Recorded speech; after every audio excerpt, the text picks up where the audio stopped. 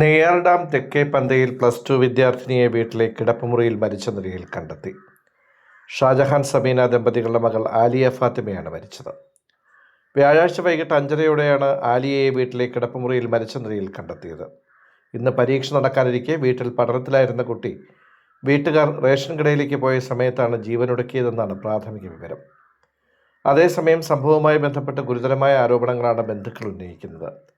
ഏകദേശം 2 മാസം മുമ്പ് നെയ്യാർ ഡാം പരിസരത്ത് കൊണ്ണിയൂർ ഇമാം തങ്ങൾ എന്നയാൾ കുട്ടിയുടെ കുടുംബത്തെ കൊല്ലുമെന്ന് ഭീഷണിപ്പെടുത്തുകയും സഹോദരനെ മർദ്ദിക്കാൻ ശ്രമിക്കുകയും ചെയ്തതായി ബന്ധുക്കൾ പറഞ്ഞു. കഴിഞ്ഞ ഏതാനും ദിവസങ്ങളായി ഇയാൾ കുട്ടിയെ ഫോണിൽ വിളിക്കുകയും ഇൻസ്റ്റഗ്രാം വഴി സന്ദേശങ്ങൾ അയക്കുകയും ചെയ്തിരുന്നതായും ബന്ധുക്കൾ ആരോപിക്കുന്നു.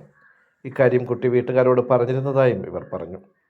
സംഭവത്തിൽ നെയ്യാർ ഡാം പോലീസ് കേസെടുത്ത് അന്വേഷണം ആരംഭിച്ചു. കുട്ടിയുടെ മരണത്തിലേക്ക് നയിച്ച സാഹചര്യങ്ങളും ബന്ധുക്കൾ ഉന്നയിക്കുന്ന ആരോപണങ്ങളും പോലീസ് പരിശോധിച്ചു വരികയാണ്.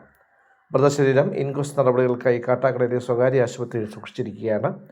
സംഭവവുമായി ബന്ധപ്പെട്ട കൂടുതൽ വിവരങ്ങൾ പോലീസ് അന്വേഷണത്തിന് ശേഷം മാത്രമേ വ്യക്തമാവുകയുള്ളൂ. വളരെ വേദനിപ്പിക്കുന്ന ഒരു സംഭവമാണ് ഇന്ന് വൈകുന്നേരം പന്തയിലുണ്ടായിട്ടുള്ളത്. നെയ്യാർ ഡാം സ്കൂളിലെ +2 പഠിക്കുന്ന ഒരു വിദ്യാർത്ഥി ഇന്ന് വൈകുന്നേരം 5:30 സ്വന്തം വീട്ടിൽ കെട്ടിത്തൂങ്ങി മരിക്കുന്ന ഒരു സ്ഥിതിയാണ് ഉണ്ടായിട്ടുള്ളത്.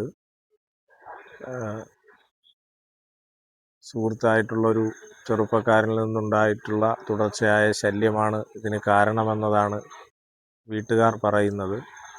നേരത്തെ ആ കുട്ടിയെ ശല്യപ്പെടുത്തുകയും വഴിയിൽ തടഞ്ഞു നിർത്തി ഉപദ്രവിക്കുകയും ചെയ്യുന്ന ഒരു സംഭവം ഉണ്ടാവുകയും അതിനെ തുടർന്ന് നെയ്യാർ ഡാം പോലീസ് സ്റ്റേഷനിൽ കേസെടുക്കുകയും ചെയ്തിട്ടുണ്ട്. ഇന്നും ഇൻസ്റ്റാഗ്രാം വഴി കുട്ടിയെ ഏതോ തരത്തിൽ ശല്യപ്പെടുത്തി എന്നാണ് അറിയുന്നത്.